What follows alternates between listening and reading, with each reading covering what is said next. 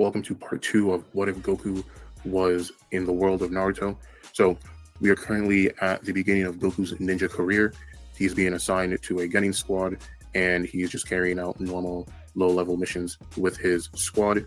Now, Goku doesn't exactly find these missions to be very exciting or enlightening, but it at least gives him time to train when he's not on missions. And Goku would be doing this for a couple months around the same timeline as the other Naruto characters in his age group, and until we get into the first major arc, second arc of the series, in the chunin exams, in which Goku and his group would participate in as well. During the first part of the chunin exams, and with the written test, Goku, in his infinite wisdom, would honestly just probably fall asleep just looking at these hard-ass questions, and he would be asleep completely throughout the entire thing, so that by the time Ibiki offers the final question, he wouldn't even be conscious enough to object to taking it, and thus he would move on to the next round. And there would be like a funny moment or funny scene where Ibiki is collecting the papers and he just sees Goku's freaking drool on where the answers to the questions would be, and he can't believe his eyes that he just passed someone that couldn't even stay awake for this entire exam.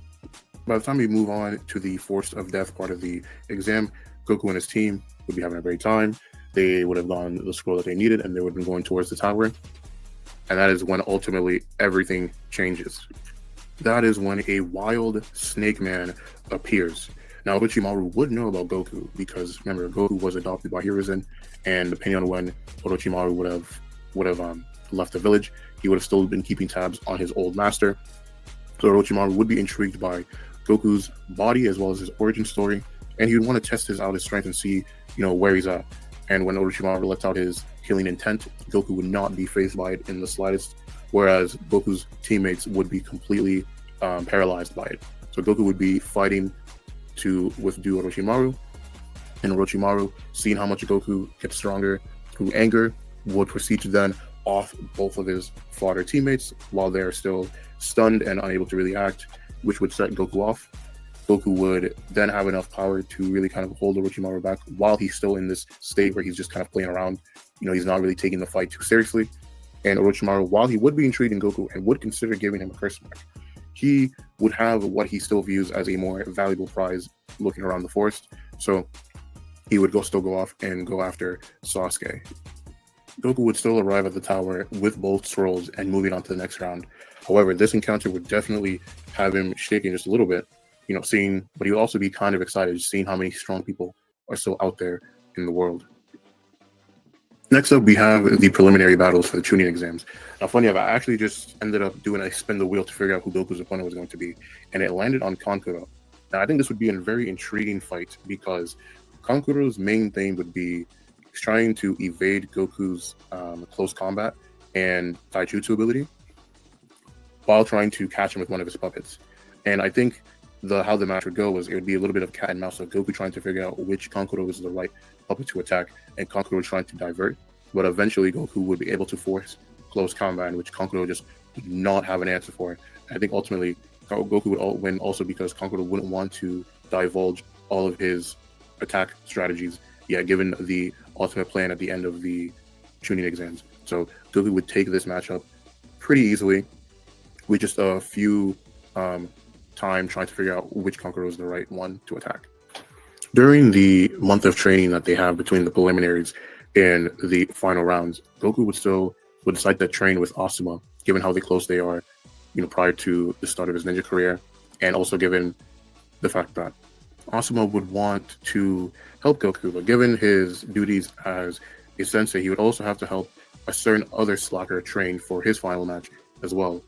Enter Shikamaru. So I think this would be interesting for a couple of reasons.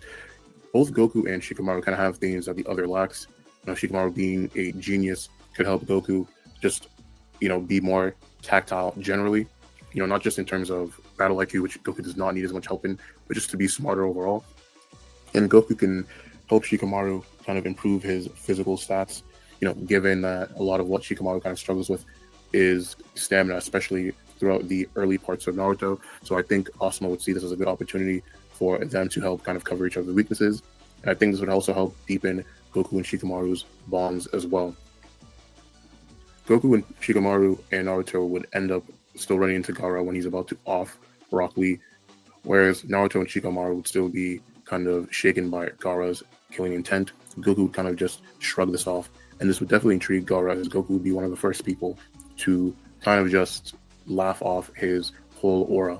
And I think Gaara would want to fight Goku just based off of that interaction alone. Then I think what Goku would end up really coming away with from his training, what I think that Asuma would kind of introduce him into having a weapon of his own. And of course, it would be nothing more than his iconic power pole, which would not be what it would be called in this scenario. And I think this weapon makes sense for a couple of reasons. Even just outside of the fact that this is what Goku was fighting with in the original Dragon Ball series, Hiruzen is the one that also uses a monkey staff as well. And given that that's the background that Goku has in this, what if, he would definitely want something to replicate his adopted grandfather's fighting style. So I think that would be what Goku would spend kind of that month mastering, as well as just generally getting stronger as well. By the time we get to the final of the chunin exams, I think he's going to just end up facing who Conqueror would have faced in the scenario, which would be Shino.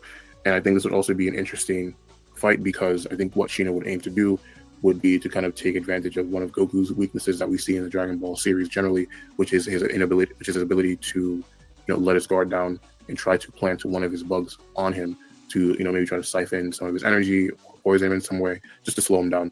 But I just don't think that, given the amount of training that Goku has, given that now Goku has extended range due to his power pole, I just think he would be way too much for Shino to overcome. By the time we get to the Konoha Crush plan, Goku wouldn't be affected by the Genjutsu because, again, he doesn't have any chakra in the scenario. So he would end up joining Naruto, Sakura, and Shikamaru in their pursuit of Sasuke and Gaara. And I think that by doing that, he would end up catching up to them in time, and he would kind of fight Gaara in his Shukaku form, before he transforms into the full thing. And I think he'd be able to fight him on even ground, especially using his power pole.